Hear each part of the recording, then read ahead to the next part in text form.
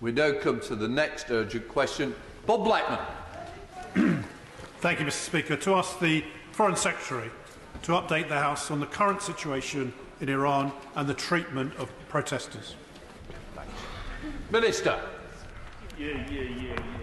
Thank you, Mr. Speaker. The news on Sunday that the Iranian regime had sentenced a protester to death was tragic. It's an act the UK government utterly condemns in the strongest possible terms. Sadly, this is yet another act of desperation by a regime that clearly cares more about its own survival than the human rights of its own citizens. This is not the first time that we've seen the Iranian regime use barbaric methods to clamp down on those standing up for basic freedoms.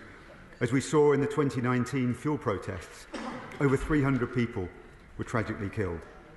The latest violence levelled at protesters has been utterly appalling.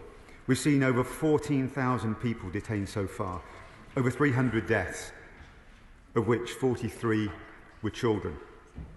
The UK opposes the death penalty in all circumstances. It's all the more abhorrent when those sentenced have been arrested while standing up for their rights. My fear, which I'm sure my honourable friend shares, is that the frequency of these death sentences is only likely to increase as the regime processes the thousands of arrests that have been made during the protests.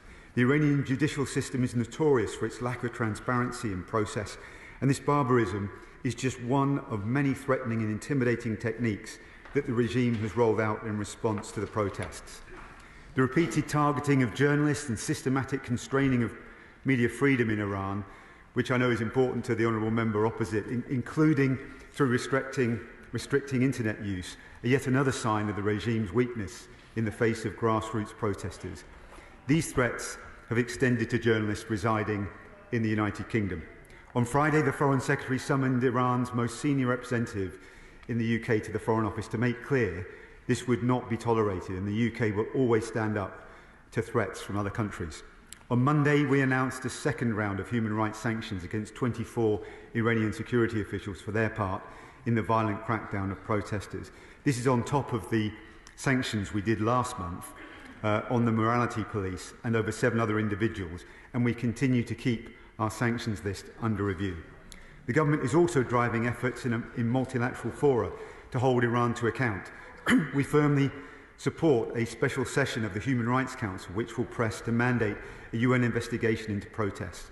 We're working closely with the US and other international partners to remove Iran from the United Nations Commission on the Status of Women.